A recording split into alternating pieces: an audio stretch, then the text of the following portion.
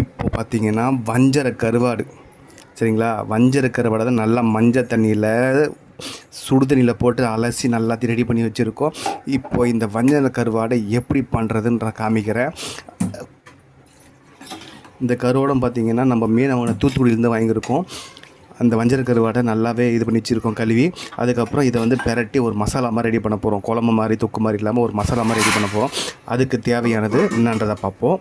இங்கே பாருங்கள், இஞ்சி பூண்டு விழுது, அதுக்கப்புறம் மஞ்சள் தூள், அதுக்கப்புறம் வீட்டில் வச்ச மிளகாய் தூள், அப்புறம் தனியாக தூள் தான் ரெடி பண்ணி வச்சுருக்கோம். எல்லாத்தையும் ஒன்றா மிக்ஸ் பண்ணிக்கலாம். மசாலா கம்மியாக நினைக்கிறேன், இல்லை எடுத்து பத்தாது. இது எல்லாமே மசாலா தொட்டு நம்ம வஞ்சரத்துக்கு சேர்க்க போகிறோம்.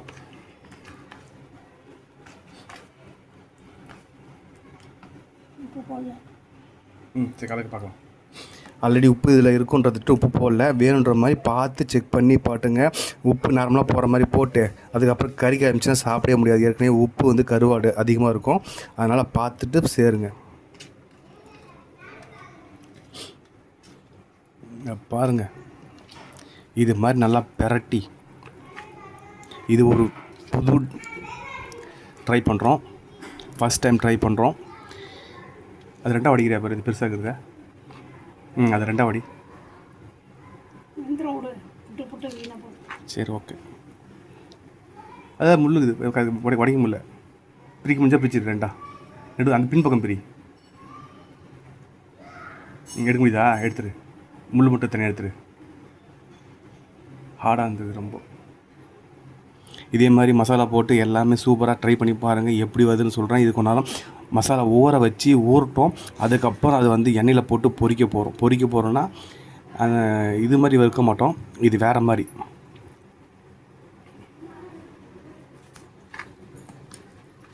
இது மாதிரி எல்லாமே நல்லா உள்ள மசாலா போகிற அளவுக்கு எல்லாமே சூப்பராக நல்லா தடவி விட்டுக்கலாம். அப்போ தான் மசாலா ஃபுல்லாக உள்ளே இறங்கும்.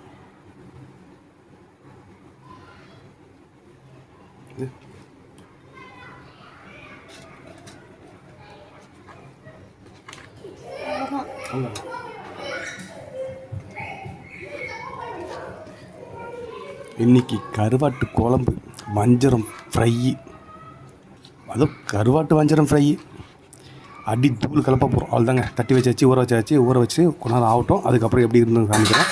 மறக்காமல் நம்ம வீடியோ தொடர்ந்து பார்த்தே இருங்க. லைக் பண்ணுங்கள், ஷேர் பண்ணுங்கள், சப்ஸ்கிரைப் பண்ணுங்கள். வீடியோக்குள்ளே பார்க்கலாம்.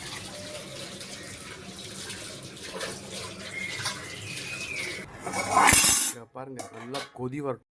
ஓகே, வாங்க நம்ம வஞ்சரத்தை நல்லா ஊற வச்சு மசாலா போட்டு ரெடி பண்ணி வச்சுருந்தோம். இல்லை பாருங்கள், இந்த வஞ்சரத்தை ஊறி நல்லா ஒரு மசாலா வந்து கிட்டத்தட்ட பார்த்திங்கன்னா ஒரு 1 hour கிட்ட ஊறி இருந்தது.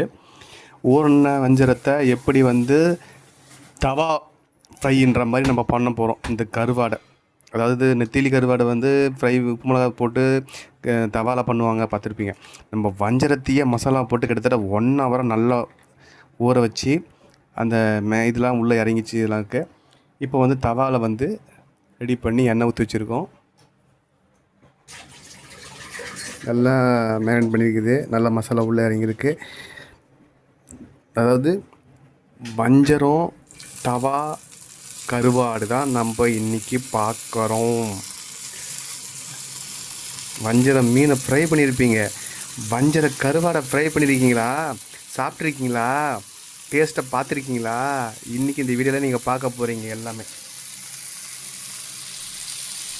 மசாலா இருக்குது, இங்கே பாருங்கள் எந்தளவுக்கு இருக்குது பாருங்கள். நல்லா லோ ஃப்ளேமில் அது பாடுன்னு வச்சா அது பாட்டுன்னு அப்படியே சூப்பராகும். இந்த தவா வஞ்சரம் ஃப்ரை, வஞ்சர கருவாடு, அதுதான் கரெக்டாக சொல்லணும். நல்லா இதை பாருங்கள், பக்கத்துக்கே டெம்ட்டாக இருக்கும். இதை வந்து ரசத்துக்கு கடிச்சின்னு சாப்பிடும் போது அப்படி இருக்கும் பாருங்கள். அந்த அளவுக்கு டேஸ்ட்டை அள்ளி தருங்க. கருவாடு சொல்லவே தேவையில்ல.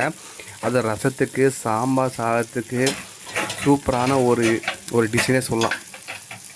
இது சூப்பராக இருக்க போது, அருமையாக இருக்க போது. நீங்களும் இதுமாதிரி ட்ரை பண்ணி பார்த்துட்டு, ஆல்ரெடி ட்ரை பண்ணியிருந்தால் மறக்காமல் கமெண்ட் பண்ணுங்கள். இதை எப்படி இதுன்னு நான் உங்களுக்கு ஃபைனலாக ஒவ்வொரு இதுவும் காமிச்சிட்டே இருக்கேன் பாருங்கள்.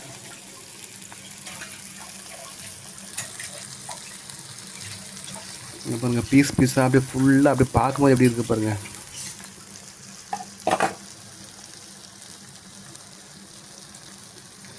டக்குன்னு இருக்குது பாருங்கள். நல்லா ஃப்ரை ஆகட்டும். லோ ஃப்ளேமில் வச்சு தான் இதை பண்ண முடியும். அப்போ டேஸ்ட் இருக்கும். நாங்கள் உப்பு சுத்தமாக போடவே இல்லை. நீங்களும் உப்பு போடாதீங்க. ஏன்னா உப்பில் ஆல்ரெடி கருவாட்டில் உப்பு இருக்கும். கறிக்கு ஆரம்பிச்சு தான் சாப்பிட முடியாது. அதனால் இது போதும். ஓகேங்க, அப்படியே போடுறதுக்கு இப்போ திருப்பிக்கலாம். அதோட ஃப்ரைக்கு ஏற்ற மாதிரி திருப்பி கொஞ்சம் கொஞ்சமாக விட்டால் தான் அது சிம்பிளில் வேகிறது நல்லாவே வேகும்.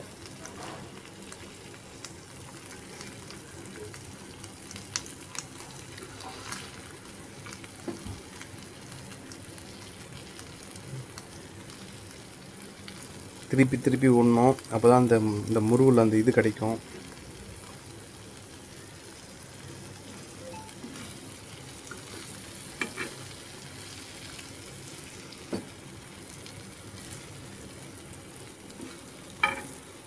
நல்லா ஃப்ரை ஆகட்டும்.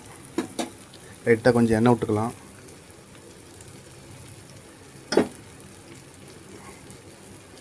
நல்லா வேகட்டும்.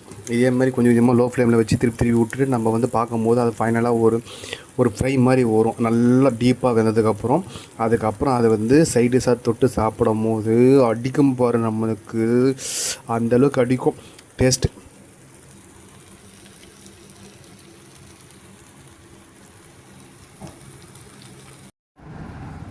பாருங்க, ஆல்மோஸ்ட் ரெடி ஆகிடுச்சு. நம்ம தவா வஞ்சரம் ஃப்ரை கருவாடு கொதிக்குது.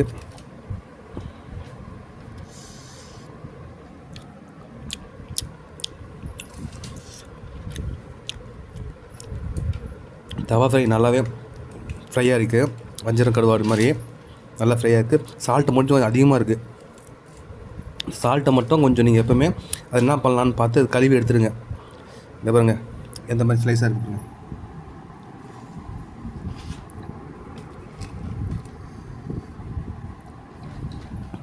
சூப்பரான ஒரு தவா வஞ்சரம் கருவாட்டு ஃப்ரை தான் நம்ம சாப்பிட்றோம். சூப்பரான டேஸ்ட்டு. நீங்களும் இதே மாதிரி சாப்பிடுங்க. சூப்பராக என்ஜாய் பண்ணுங்கள். மீண்டும் நெக்ஸ்ட் வீடியோவில் பார்க்கலாம். பாய்.